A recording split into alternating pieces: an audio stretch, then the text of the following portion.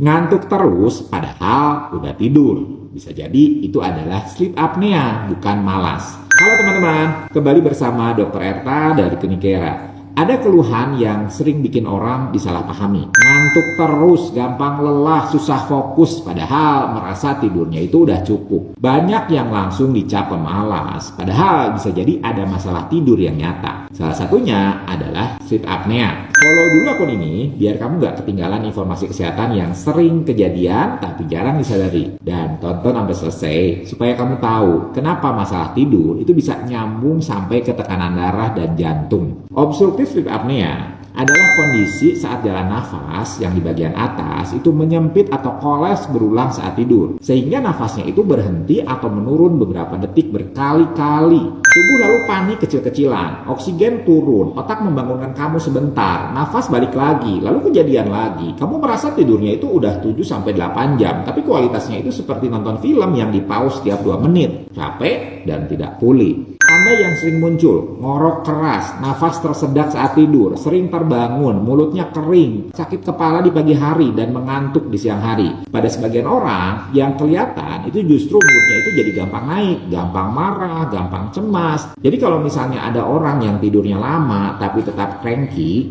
itu bukan selalu karakternya buruk. Kadang oksigennya memang naik turun semalaman. Kenapa sih ini relevan untuk jantung? Karena setiap episode nafas itu berhenti, itu memicu lonjakan simpatis adrenalin naik. Bayangkan nih, tubuh kamu semalaman seperti sedang latihan interval. Tapi yang latihan itu bukan otot, melainkan hormon stres. Akibatnya, tekanan darah lebih mudah naik. Bahkan banyak kasus loh, hipertensi, susah terkontrol karena sleep apnea itu tidak ketahuan. Ada juga kaitannya dengan gangguan irama, seperti fibrilasi atrium pada sebagian orang, di mana orangnya itu bisa tiba-tiba mendadak kena stroke. Jadi sleep apnea itu bukan cuma bikin pasangan tidur itu terganggu karena ngorok, tapi bisa mempengaruhi sistem kardiovaskular. Sleep apnea juga sering terkait dengan obesitas, terutama lemak di leher dan perut yang mempengaruhi jalan nafas dan pola nafas. Tapi tidak semua penderita sleep apnea itu harus gemuk. Ada juga yang rahangnya itu kecil, struktur jalan nafasnya itu sempit atau faktor anatomi lain.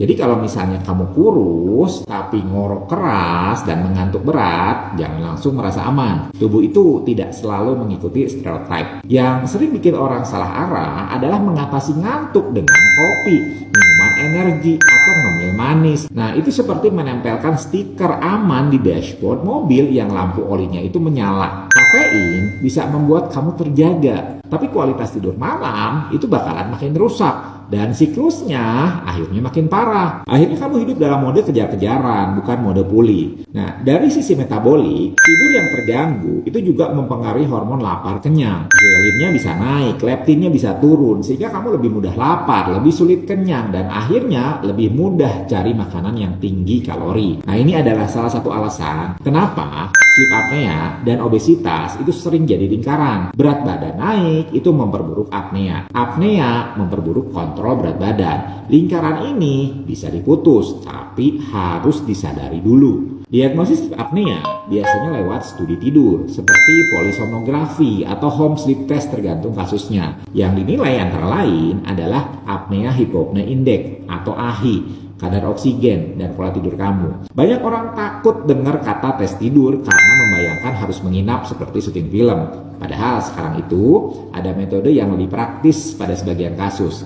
Yang penting, jangan menunda hanya karena membayangkan prosedurnya itu ribet. Terapi sleep apnea itu bisa beragam tergantung derajat dan penyebabnya. Ada yang cukup dengan perbaikan berat badan dalam posisi tidur, ada yang memerlukan alat seperti CPAP yang menjaga jalan nafasnya itu tetap terbuka, ada yang perlu alat gigi tertentu, dan pada kondisi tertentu ada pilihan tindakan. Bukan berarti semua orang harus pakai CPAP seumur hidup ya, tapi kalau memang dibutuhkan, manfaatnya itu bisa besar. Tidurnya lebih segar, tekanan darahnya membaik, dan kualitas hidup ujungnya akan lebih baik. Yang menarik, banyak pasien baru sadar setelah ditangani. Oh, ternyata hidup saya selama ini di mode setengah sadar. Mereka mengira memang wataknya mudah capek atau otaknya itu memang takdirnya lambat. Padahal kualitas tidurnya tuh yang rusak. Nah, ini bisa berdampak ke produktivitas, keselamatan berkendara, bahkan hubungan sosial karena moodnya itu jadi lebih sensitif. Kalau misalnya kamu punya pasangan atau keluarga yang ngoroknya itu sampai tetangga ikutan hafal, lalu siangnya itu ngantuk berat, jangan cuma dijadikan bahan candaan.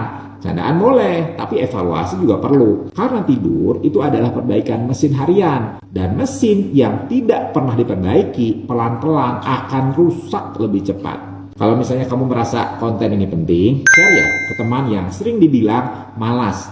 Padahal mungkin dia itu kekurangan tidur berkualitas. Siapa tahu, satu share bisa membuat seseorang kembali punya energi untuk hidup. Bukan cuman untuk bertahan.